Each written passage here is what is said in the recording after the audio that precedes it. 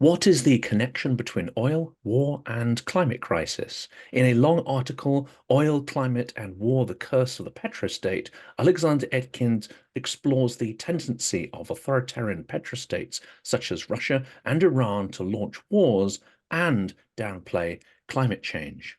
Alexander Etkind is a historian and cultural scientist. His research focuses on European and Russian intellectual history, memory studies, natural resources, and the history of political economy, empire, and colonies in Europe, and of course, Russia as well. He also looks into Russian politics, novels, and film of the 21st century, and has written some compelling books which come highly recommended. I would definitely check them out if you haven't already done so. That includes Russia Against Modernity, as well as Rethinking the Gulag and Nature's Evil, a cultural history of natural resources. Also, internal colonization is a fantastic topic of the books there. I will put a list in the description of the video together with other links to articles and ways to connect with Alexander. And I should point out as well, this is the third episode on the channel that we are recording together. So welcome back to Silicon Curtain.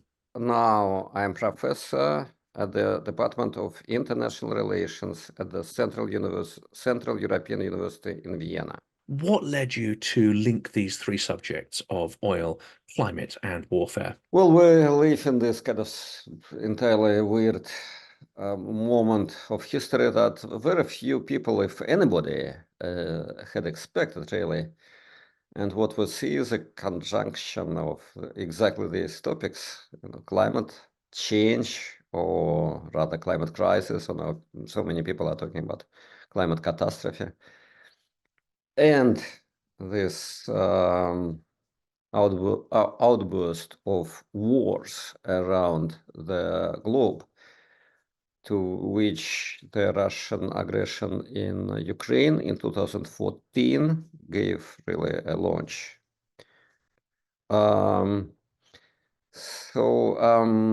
We of course know that these things could happen simultaneously. That doesn't mean that they are necessarily connected.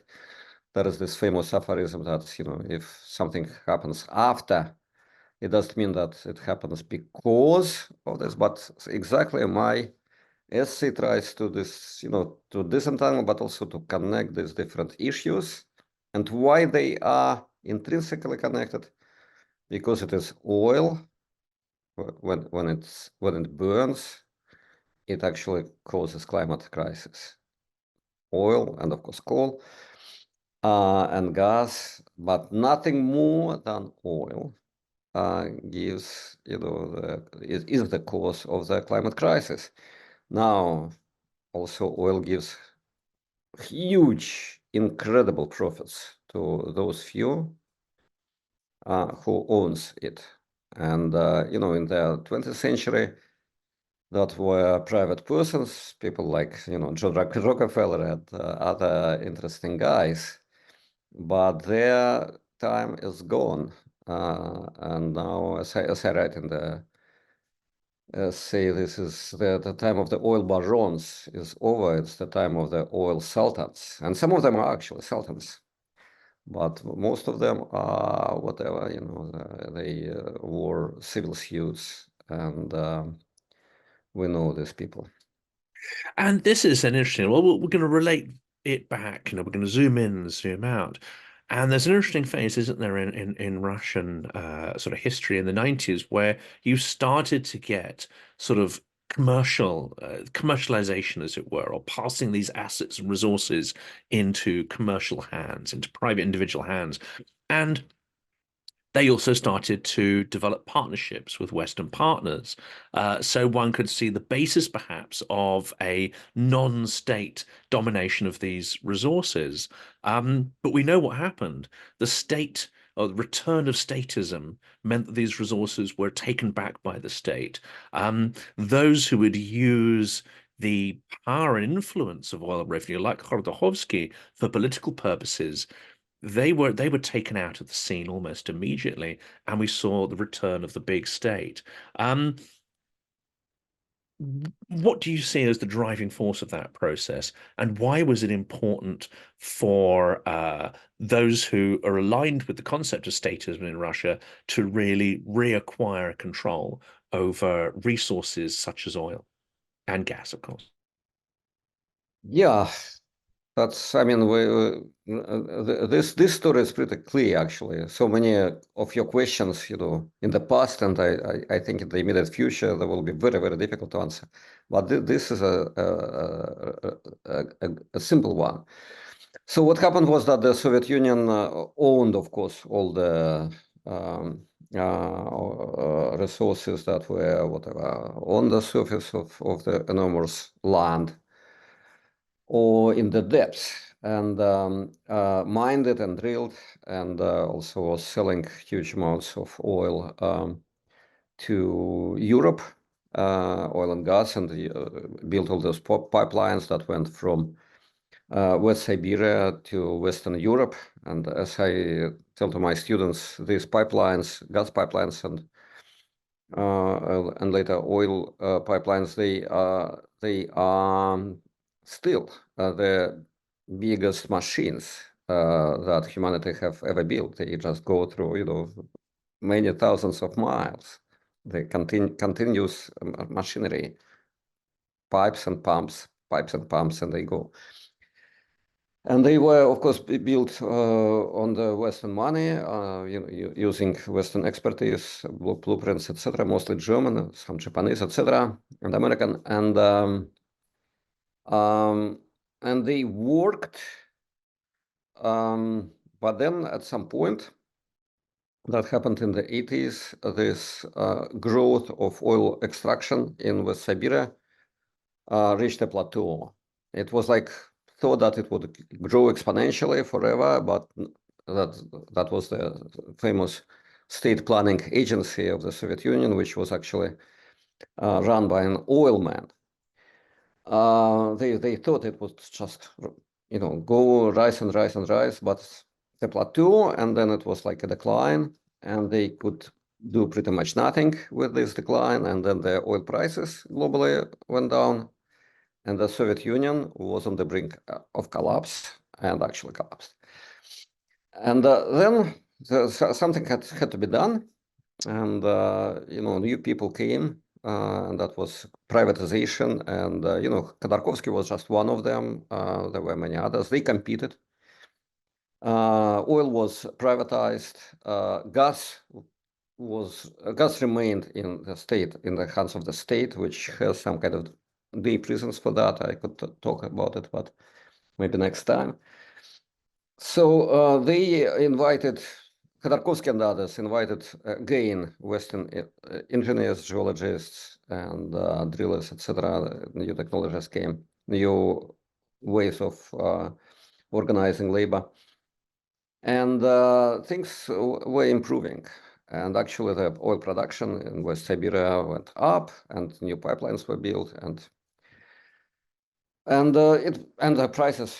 These are two independent processes, but they just were simultaneous. And the prices were up, and of course, oil became the most profitable business, by far the most profitable that Russia had. And now under Putin, the Russian state decided to renationalize this most profitable business, and they did it. They did it very sort of, they did it in the same way as they do everything else. They did it very kind of, violating all possible kind of laws and common sense, frankly. And Khodorkovsky was in prison for 10 years after that. Some others just fled Russia. Some others became enormously rich precisely because they were they sold their assets to the Russian state. So for some, it was a kind of a reasonably good solution. And now they are rich people. All of them are, of course, rich people, but to a different extent. But then the state owns these oil assets and keeps running it. Now the names of the owners have changed. It was like Mr. Sechin and Mr. Miller, who run these new companies. So, they gave like some kind of fantastic, hugely optimistic predictions about the growth of their assets. That Gazprom will be the biggest corporation worldwide, or that gas prices would be like exorbitant, like 10 times higher that they actually have been. And that's that just shows how the mismanagement that they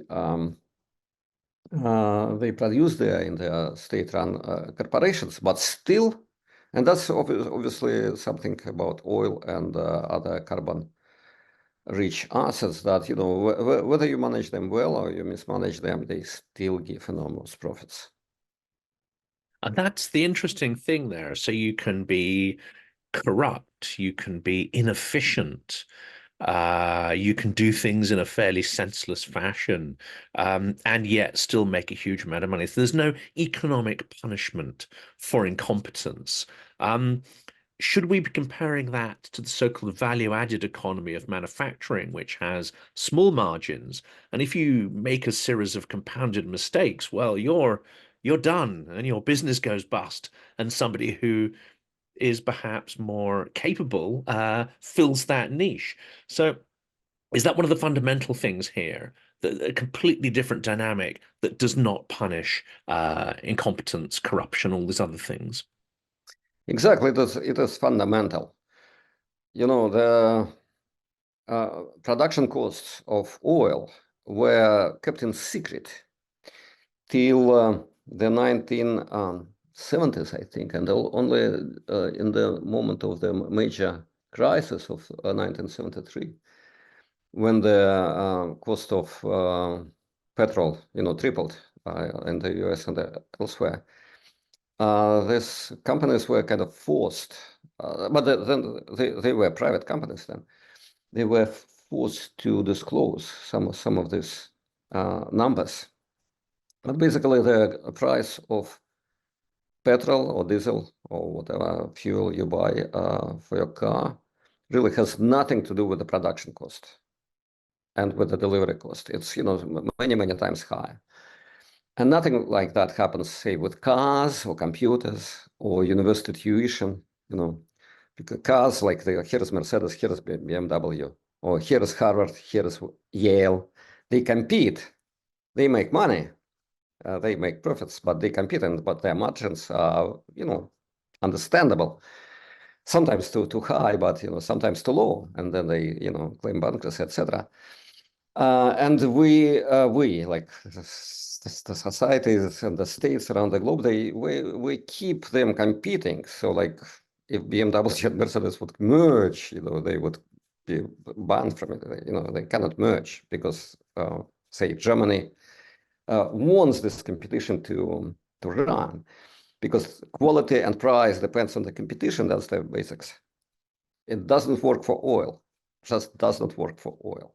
Oil tends to oil corporations through the late 20th century, they emerged and they were nationalized and they produced these huge corporations, and this extra money were taken into sovereign funds, and it's an entirely different world. So in my books, I really oppose two processes. One is called production, and this is how cars are produced, or computers, or knowledge, education and healthcare, whatever. It's production. Depends on labor and competition and quality and good management. And another is called extraction. And extraction is not production. These are two different opposite processes, in fact. Can we also make the link, and this hopefully is going to be one of the harder questions here, can we make the link between the emergence of law, a sound judicial system, um, organizations that effectively tackle corruption? Can we make a link between these things and the sort of value-added economy? Because if you're going to have a complex manufacturing economy, you need something called trust. In complex supply chains, you need a system of law and transparency that makes those complex exchange of components possible.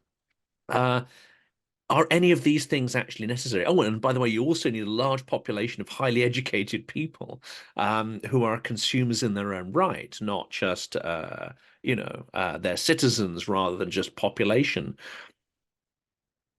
Can you have a petrostate which also has these things? Or do petrostates that depend on the majority of their revenue from oil exporting, do they tend to acquire different characteristics, or do they fail to develop even that sort of, those cultures and institutions and behaviors that support the things I just described?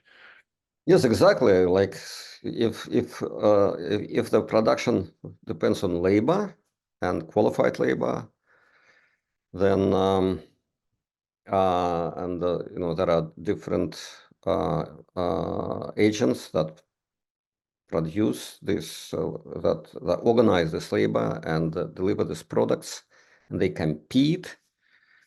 So all this system needs educated population. It's called human capital. So you need schools, universities, healthcare to keep these people healthy and happy and creative and productive. And they also need independent courts, because if things go wrong, so there should be courts whom these people trust. So courts decide, make this or that decision, and this should be accepted. That all depends on trust, really, and law abidance, and transparency and competition. Now, if you have an extraction-based economy, so basically you have a monopoly, you have no competition. You remember about this competition, like in Russia, they remember about the 90s with kind of bitterness, despair. That was like horrible, because that was like, and it's all over now. It's all taken by the states, all centralized, all hierarchically organized. There is no competition. The value of your product has nothing to do with its actual cost, with the production cost. You just, you pump it, you organize transportation, and you sell it. And, your buyers somewhere, in the West, now in the East, they are your best friends, because you are partners in the crime, and basically all this highly sophisticated, very complex social system of organized labor, with all this competition, conflict resolution, education. You really don't need it all. You just don't need it all. In Russia, it's just 1% of the population of Russia that is involved in the extraction of oil and gas. And basically everyone else, depends on this trade. Say the national currency fully depends on this trade. So if you work in a barber shop, you work in the university, you still depend on that oil trade, because you get money in these rubles, and the value of ruble is fully supported by this trade.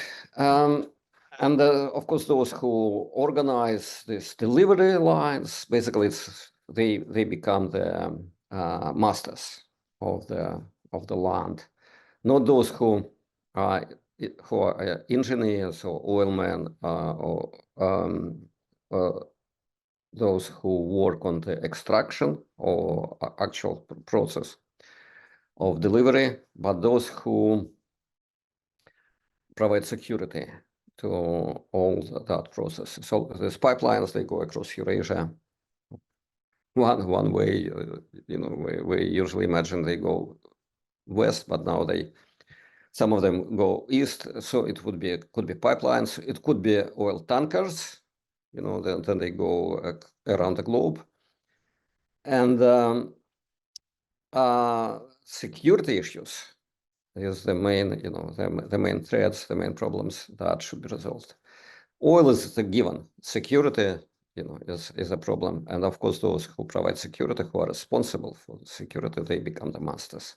And this is what we see in each and every petrostate. And of course, it puts money into certain hands, which can then maybe amplify the problem. So if you have these incredible margins, that means the guys at the top of the pyramid have access to huge funds.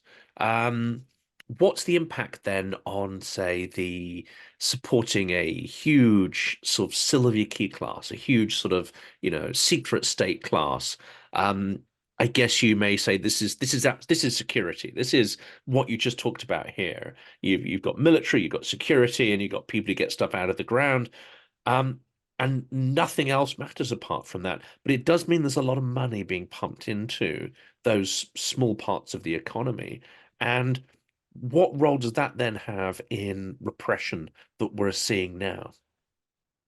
Yeah, exactly. So this huge amounts of money, they are basically they are uh, brought back. So oil goes to the buyer, and then the money flows go back. But of course, they don't go back to West Siberia. They go back to Moscow or Tehran, etc. So the financial kind of centers of these oil empires. And what happens to this money next? So in the pre-war situation, so this money were kind of distributed between the population on the one hand and the so-called elite on the other hand. But so for the population, what does it mean for the population? So some healthcare facilities, some hospitals, whatever, some schools, etc., all the social expenses, they were supported from this money. The rate of exchange, the value of national currency is a major thing. Much money was invested in that. All the security system, from the army to the police to the deep state, secret services, everything. But of course, there is also corruption, which means basically that a chunk of this money leaks legally or illegally, semi-legally, to the elite. But this elite, what can it do with this money? Okay, they already have their Mercedes, whatever, that doesn't cost that much. They built like palaces and villas on the Black Sea and around Moscow, penthouses, whatever. But much of this money was taken out of the country. That was capital flight. So capital flight is really an organic part of this extraction-based economy, because due to this monopoly, due to this non-transparency, due to corruption, so the parks are dirty, hospitals are bad, universities are not adequate. So the elite sends their children out to to other countries. The shopping would be done in London or New York, or maybe like in somewhere in the Emirates, and the older generation also goes there for retirement or for getting healthcare. So all those public goods, all those nice things that the system makes impossible to get at home. So it actually could be bought abroad for a little fraction of the money that this elite has. So that's the organic reason for that massive capital flight. And then, of course, we see these villas and yachts and assets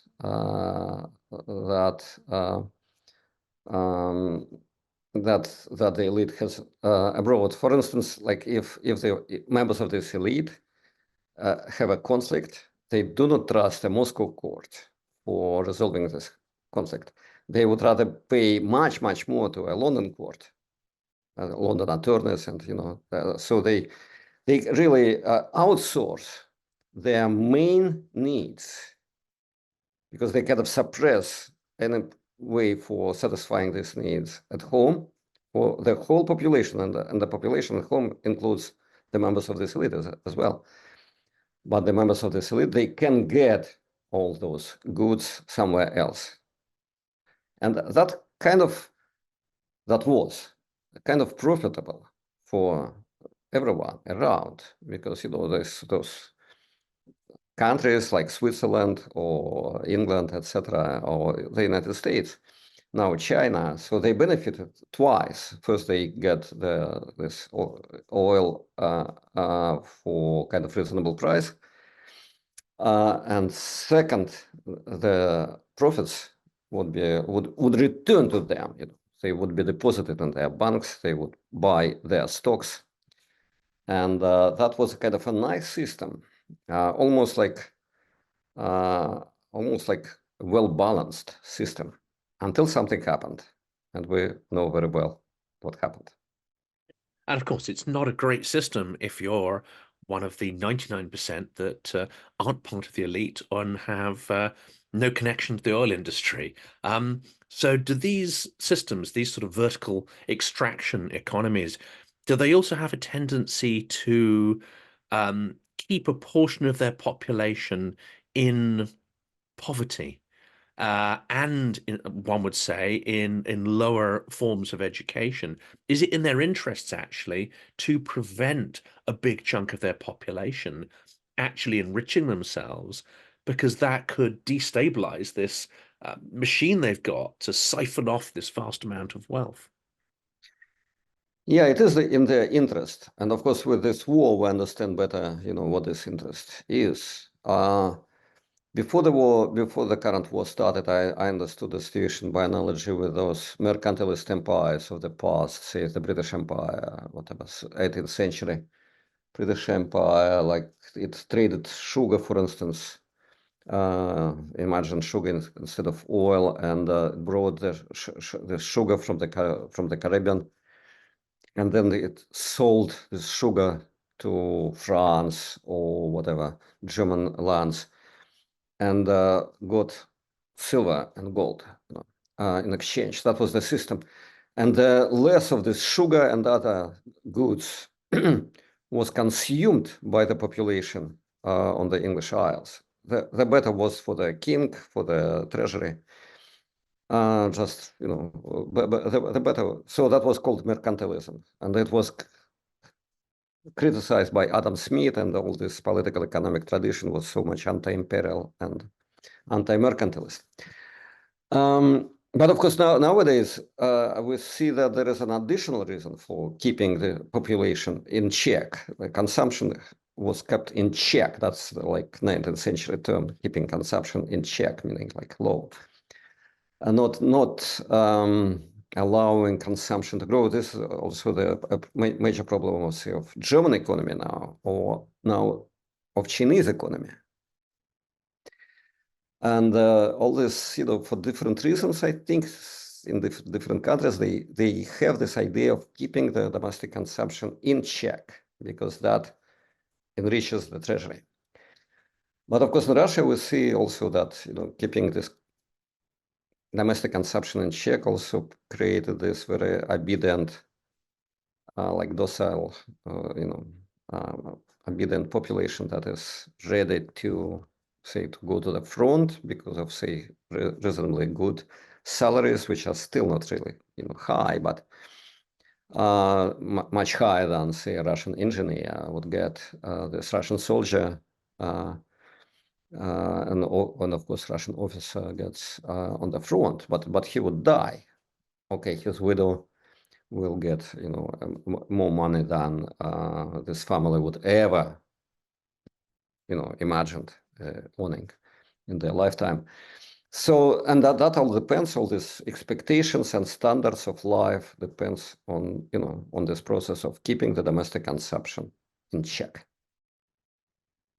You've also said, and I find this observation fascinating, that part of the process of keeping a population in check also means shaping their minds, shaping their attitudes, preventing them from taking certain actions that may destabilize your hierarchy. And you've made a connection, obviously, between war, climate oil, you've also made a connection between religion.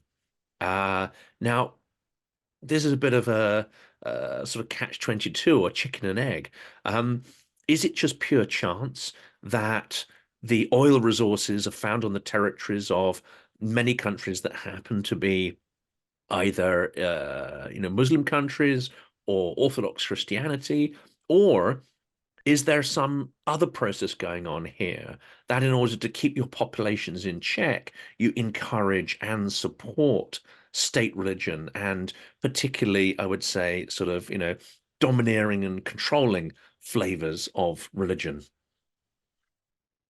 Well, I'm a historian, so I don't believe that oil has any faith. Oil just, there are many places on the earth that has no oil, but very few places that have oil, and that's from the human perspective, it's random. Like geologically, there are some, laws and whatever rules, but for humans, it's just random, and it just so happened that most of this oil fields they are located in the Muslim countries or Russian Orthodox countries. But then, and also it's another observation that a lot of oil is located in the countries that are or were socialist countries. And I mean, like, again, Russia, Kazakhstan, but also Venezuela.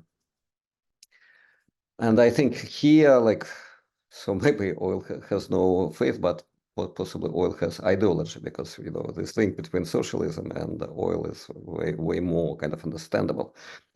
Yeah, but what you say is also true, that whatever was the primordial religion, of course, this Islam or Orthodoxy, they developed well before oil was discovered or became important for humanity. It was just there.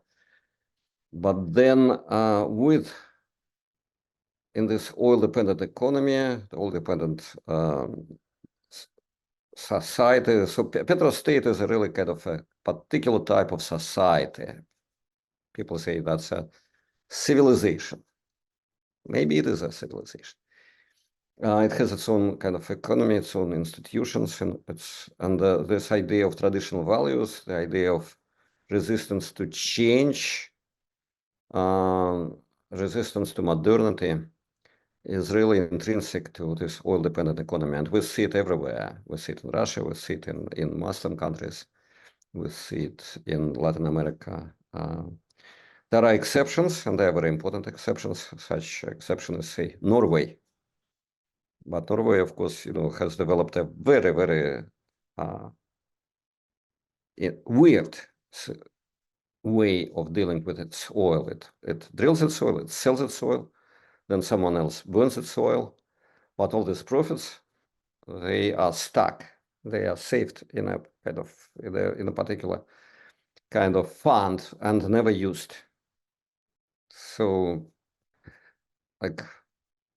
so oil is burned. It kind of destroys the atmosphere and produces emissions, but its profits, they are prevented from destroying this Norwegian society. So the society in Norway, it works and grows and spends as if there is no oil, because profits are not used.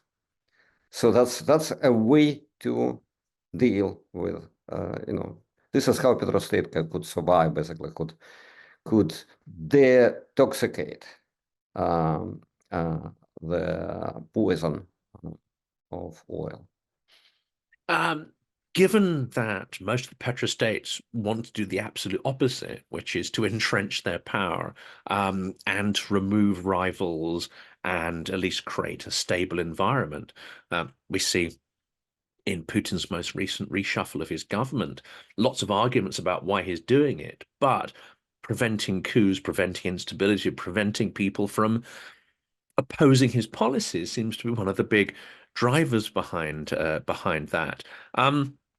And of course, we have the climate movement developing in the West. So on the one hand, Russia might look at this and say, okay, well, if we support the climate change movement, that can destabilize our adversary. So there's a potential positive. You can see using traditional sort of active measures, how that might work.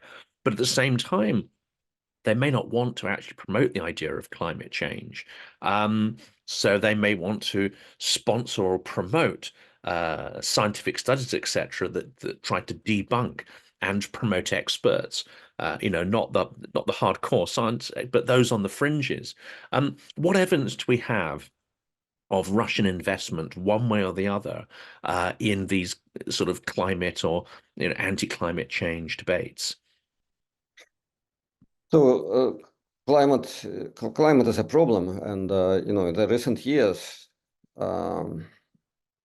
it became obvious to everyone, like heat waves, people dying, in Paris, whatever. In there are issues in California, forest burn. In Siberia, whatever, the forest burn, and permafrost is melting. There are so many, all these hurricanes. There is an insurance crisis in Florida and Louisiana. Home insurance, because the prices of home insurance of these coastal towns is huge, and basically it's artificially kind of diminished. So if something happens, actually, there is no money for covering this indemnities. So there are all ski resorts in the Alps, so in Japan and New Zealand, everything is closed, from Tuscany to everywhere. So different ways in which this problem manifests itself, and it used to be owned. The problem was owned by the experts. Now everyone knows about that, and now people vote. It's kind of very difficult to basically to vote against our own interests, our own consumption, our own habits, but it will happen. And all these huge decarbonization programs had been accepted by European Union, also by China, also by the United States, different forms, different whatever, national, like ethnic names. Somewhere it's called, fight with inflation. In fact, it is, the decarbonization program. It was highly publicized. Everyone knew, also in the Kremlin, they knew about this new movement of modernity against carbon fuel, which also meant diminishing of Russian profits, or Iran profits, or Venezuela profits, etc. So petrostates, they are the major, culprits of modernity. Their existential interest is selling their oil, but diminishing this demand for oil decreases their profits and changes the whole structure. So they are resisting. They're resisting by denial, by all kind of hacking, sabotage, meddling in the elections abroad, and now by war. And it has an effect, doesn't it? I mean, one of the apparent reasons why the US especially and Washington are not giving Ukraine everything they need in order to win the war and to regain their sovereign territories. On the one hand, you've got nuclear blackmail, which seems to work. But on the other hand, we certainly suspect that it's fear of spiking oil prices that are coercively controlling, as it were, the Western allies who are supportive of Ukraine surviving, but are not explicit about Ukraine winning. Yeah, this fear of oil price or petrol price increasing, it's really kind of cause of fear, panic, and I would say it's like a birth trauma of this generation of politicians who is ruling nowadays. Joe Biden became senator of Delaware. He was a junior senator in 1973, exactly, and that was basically the first issue that he had to deal with. That lines in the gas stations and tripling the oil prices, and what to do. And the people were angry. And this is what he understands. This is what he feels. He understands many things. This is what he feels deeply. This is like, political childhood, I don't know, birth trauma, really. This is, it causes instinctive response, causes something like close to panic. And then it reverberates, amplifies throughout the whole political system in different ways. And yes, they fight the Russian aggression, but in such a way that they wouldn't hurt Russia, they wouldn't hurt Moscow, wouldn't hurt the Kremlin. They impose sanctions on everything but oil trade. But oil trade is essential, is central. And one exception is the atomic trade. Rosatom not sanctioned, but that's another small footnote to that, of course. So small, yeah, but it's but it has a special reason. It's a particular thing. While this, aversion of hurting oil trade globally, in the moment of the climate crisis and the major petro aggression. So that's the real cause of that hapless, inconsistent, counterproductive behavior of the current administration that we see. And is it too crude an analogy to say that actually, in some ways, regime stability for petrostates depends on a high oil price? We saw, as you mentioned earlier, the instability and even collapse of the Soviet Union and its ability to exert power over its sort of colonies and territories came off the back of declining oil prices, as well as other issues. But that was a key factor. Whereas in democracies, the so-called regime stability or electoral stability is actually linked to low fuel prices. Does that analogy work at all, or is it too simplistic? It does work. I mean, not so much on low prices as on stable prices, because people get used to the current level of prices, and they could be not so low.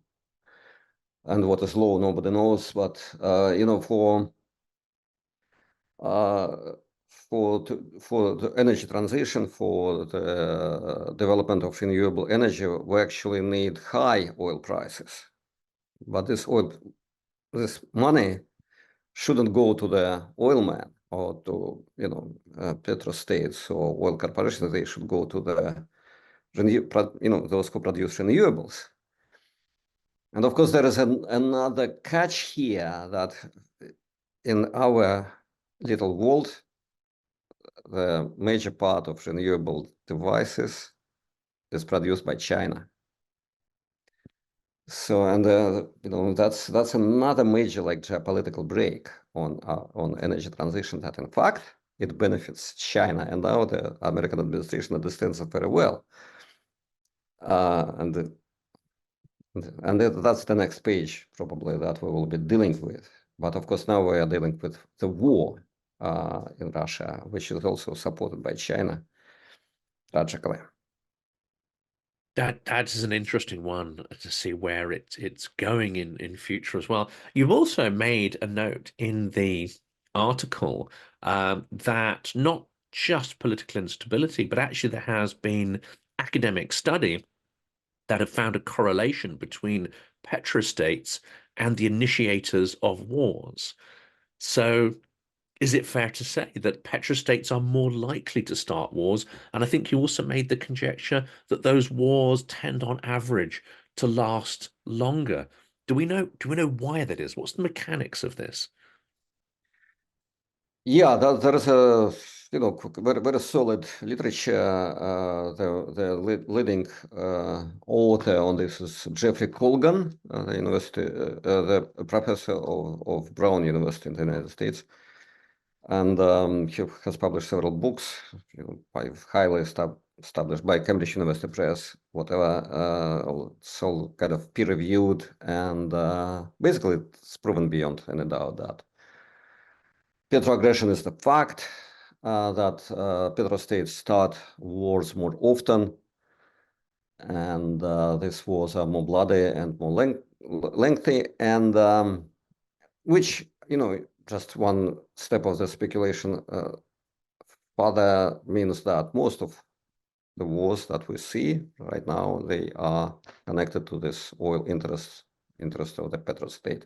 And we see it in the current wars, Russia, Venezuela, Azerbaijan, and the conflict with Hamas, which has been financed through decades by Qatar and Iran and Russia. It's all kind of petro-aggression. But I'm trying to also to disentangle in this essay and also in my actual academic work, I'm trying to disentangle like what does petro-aggression mean, what functions it realizes, and against whom these petro-states fight. Because the usual idea, so the petro-states launch wars more often, but against whom? That's different. And the usual idea is that petro-states have a kind of interest to amass even more oil. So there is an adjacent land, like Guyana, for instance, for Venezuela, and then petro-state wants to annex this land. But actually, in my view and in my data, it does happen, but very rarely. What the petro-state really needs is control over delivery routes, because this oil is nothing really until it is delivered to the buyer. And that could be a very long process, and it could go only two ways, either by sea or by land. So if it goes by sea, by tankers, so that there are international waters that have to be passed, and we read about conflicts in the Red Sea and different gulfs and streams of the world, including now the Danner Straits, through which these tankers go. But the major part of global oil is transported by land, which means pipelines or even railways, cisterns, sometimes by roads.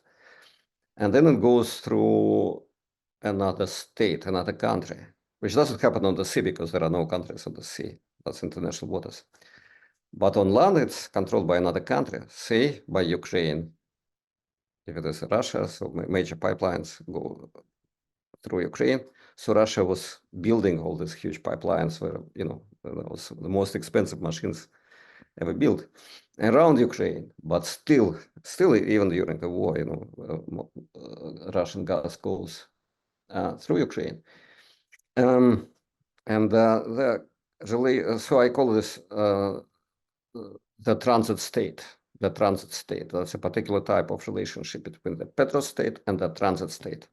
The transit state benefits from this transit because Russia pays, like Gazprom pays every month, even now, to the Ukrainian government, quite significant money. But also the petrostate vitally depends on this transit state, because basically transit state could block. It has legal power, sovereign power, and physical power, obviously, to cut this transit. So it's not exactly a colonial relationship. It's kind of interesting, and a particular kind of relationship between the petrostate and the transit state. And one of the ways to resolve the issue is annexing this transit state so the delivery routes are ours. And I think that's one of the deepest reasons of the current war. And this really is the sort of the last question. I mean, we could talk for a long time diving into the detail there. We're going to put links to your articles on this because I think there's so much more to explore on that topic. But another figure who's coming up is going to be in the news increasingly, if he's not put in jail, is Donald Trump. And he has a certain admiration for not just petro-tyrants, but all kinds of tyrants. He seems to admire their ability to acquire and control wealth, their control over their populations, and their ability to throw grandiose military parades. We've seen how he admires this kind of stuff. But is he misunderstanding the mechanics of this? Because these petro-tyrants have control over the resources in the extraction economy, their populations do not. Is he looking at and thinking, I could have some of that, misunderstanding that really in the American economy, if he scales up drilling, he can't necessarily leverage that or benefit from it financially or politically. Yeah, I start my article, you probably remember that, by this quotation from Trump. He says that on the way, day one that he comes to power, he will be drilling, drilling, drilling. And he, like his biography, he has no connection to oil whatsoever. It was real estate and whatever, and TV, but no oil. But of course, he sees, he has his life experience. He is very sensitive to these manifestations of wealth and power. And but of course, there were also people say like Berlusconi, there were many rich people whose wealth has nothing to do with oil. That's also true. But still, this connection between, in America, between oil and wealth is, very strong. And this idea, drilling, drilling, and America will be great gain because of this drilling. And I think that for many people in America, actually, that makes a lot of sense. Those who are disprivileged, those who do suffer from whatever, from all these new developments that are not understandable to them, that deprive them of, they're mostly we're talking about miners in this respect about metal workers. But they are largely, their time is gone. Now that's the time of making oil redundant and petrochemistry and all this, so much is connected, that is connected to oil, and that's still in the present and in the future. And just to sort of be clear, because some people will be asking the question, well, hang on a second, in recent data, the US has become one of the world's largest content producers, but you would not class them as a petrostate. Is the idea of extracting and exporting intrinsic to being labeled a petrostate, which doesn't apply so much to the US?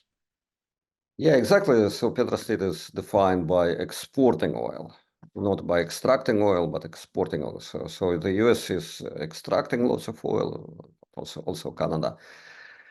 But these countries use much of their own oil domestically. They also import oil. The US has just started, very recently, a few years ago, exporting oil. It was banned actually by the Obama administration and export, also for the sake of keeping the domestic prices stable. But basically, the question, the issue is very simple, that if a country depends on its domestic consumption, then capitalism needs growth, okay. And this growth would be done by rising domestic consumption, so that cars would be bigger, or there will be more cars in the family, or houses would be bigger, and there were more air conditioning, all that. More energy consumption means richer people, wealthier people. And that gives growth.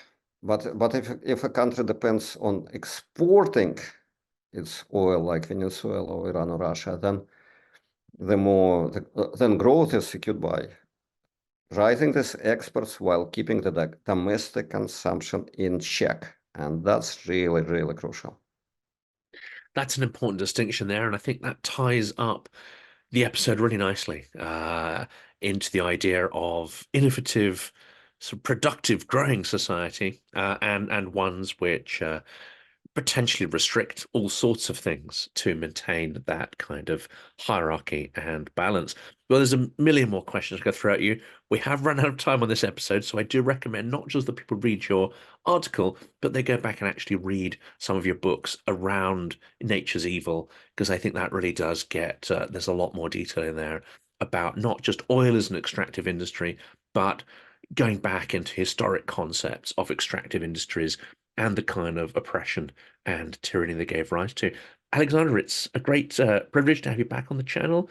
Thank you so much for being here and sharing your research with the audience. Always a pleasure, Jonathan. Thank you.